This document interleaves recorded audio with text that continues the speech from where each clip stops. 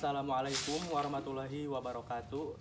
Perkenalkan, nama saya Indra Saputra dengan NIM 121305080. Di sini saya akan membahas mengenai bab 5, yaitu tentang pengenalan hukum perdata. Selamat menyaksikan. Adapun referensi buku yang saya baca yaitu yang pertama dari ibu dosen kita, yaitu Bu Neng Yani Nuryahani SHMH, yang berjudul Pengantar Hukum Indonesia, serta ada Marta Eri Sapira MH yang berjudul bukunya itu Hukum Perdata, dan yang ketiga Hukum Perdata Indonesia yang ditulis oleh Khalid SAGM Hum. Berikut saya jelaskan materinya, yaitu sudah saya ringkas sedemikian rupa dalam lembar ini. Yang pertama, mari kita bahas mengenai apa definisi hukum perdata itu. Jadi, hukum perdata pertama kali diperkenalkan oleh Profesor Jojo Diguno sebagai terjemahan dari Burgerrecht pada masa pendudukan Jepang. Nah, di samping istilah itu juga, sinonim hukum perdata adalah sipil recht dan private recht. Terus, hukum perdata itu terbagi menjadi dua. Ada hukum perdata material, ada hukum perdata formal. Nah, saya akan menjelaskan satu persatu. Jadi, hukum perdata material itu biasa disebut dengan hukum perdata saja. Sedangkan kalau hukum perdata formal, lazimnya itu disebut dengan hukum acara perdata. Selanjutnya ada kaidah hukum perdata. Kaidah hukum perdata itu terbagi menjadi dua. Ada kaidah hukum perdata tertulis dan kaidah hukum perdata tidak tertulis. Jadi apa itu yang dimaksud dengan kaidah hukum perdata tertulis? Jadi adalah kaidah-kaidah hukum perdata yang di dalam peraturan perundang-undangan, traktat, dan jurisprudensi. Terus selanjutnya, apa itu kaidah hukum perdata tidak tertulis? Nah, kaidah hukum perdata tidak tertulis itu kaidah hukum perdata yang timbul, tumbuh, dan berkembang dalam praktek kehidupan masyarakat, yaitu seperti kebiasaan. Contoh kita ambil dari suku adat Sunda, yaitu kalau hukum adatnya ada tamu yang datang ke rumah, pasti yang punya rumahnya menyuguhkan minum ataupun makanan. Jadi seperti itu contohnya. Baik, di sini selanjutnya saya akan menjelaskan pengertian hukum perdata menurut para ahli. Tapi di sini saya hanya mengambil satu contoh dari Profesor Subekti yang menjelaskan bahwa hukum perdata adalah segala aspek hukum pokok yang mengatur kepentingan perseorangan, begitu. Jadi hanya untuk diri sendiri maksud dari pengertian Profesor Subekti ini. Selanjutnya di sini saya akan menjelaskan tentang substansi yang diatur dalam hukum perdata itu apa saja. Nah, jadi ada yang pertama hubungan keluarga, yang kedua itu pergaulan di masyarakat. Baik, saya akan menjelaskan yang hubungan keluarga dulu.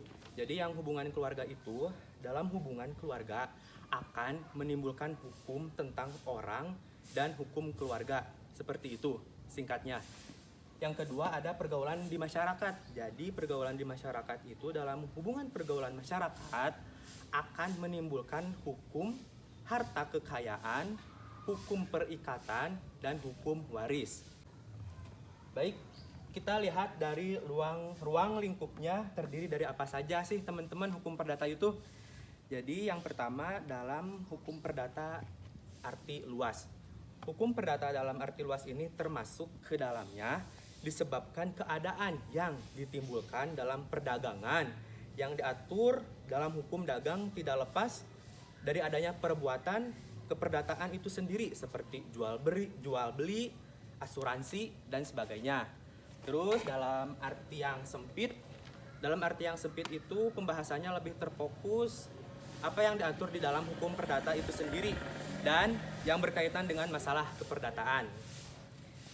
Baik, saya selanjutnya akan menjelaskan tentang sejarah terbentuknya Kitab Undang-Undang Hukum Perdata. Tetapi teman-teman sejarah itu kan pasti panjang ya kalau sejarah. Maka saya ini meringkasnya sedemikian rupa dengan sedetail-detailnya. Baik, berawal dari 50 tahun Masehi, yakni saat Julius Kaisar berkuasa di Eropa Barat nih.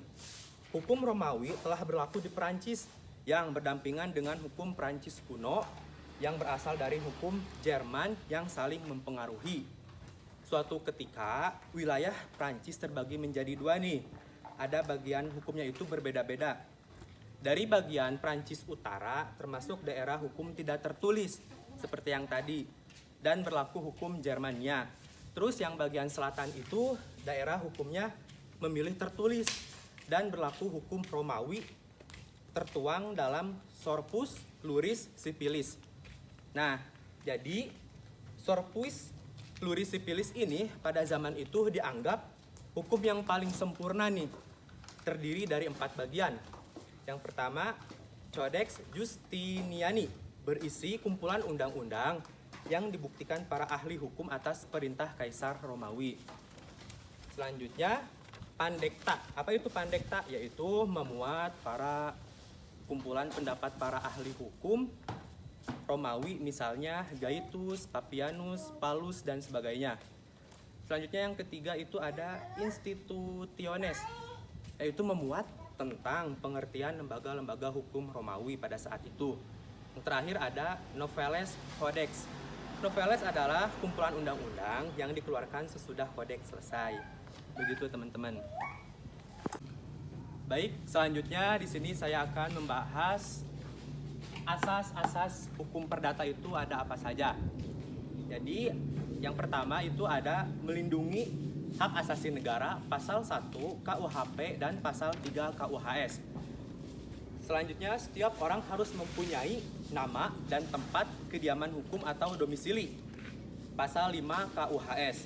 Selanjutnya, perlindungan kepada orang yang tidak cakap untuk melakukan perbuatan hukum, pasal 133 KUHS, yang berisi orang-orang yang belum dewasa, orang yang diletakkan di bawah pengampunan, wanita yang bersuami, telah dihapus oleh SEMA nomor 03 tahun 1963. Selanjutnya, asas monogami pasal 27 KUH Perdata.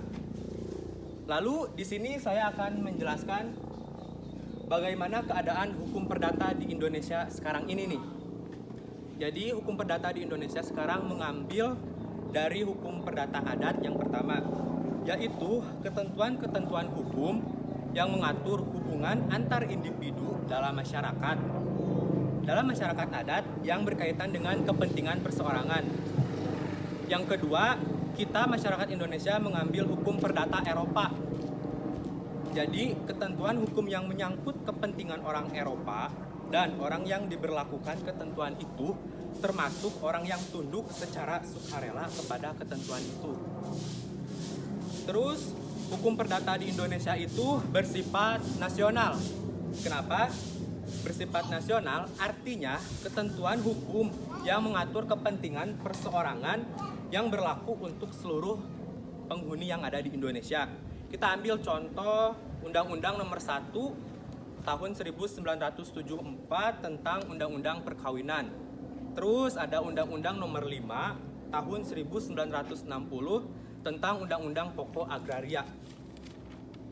Nah, sistem yang dianut baik perdata maupun pidana berbasis hukum Eropa kontinental, khususnya dari Belanda, karena aspek sejarah masa lalu Indonesia yang merupakan wilayah jajahan dengan sebutan Hindia Belanda atau Netherlands Indi.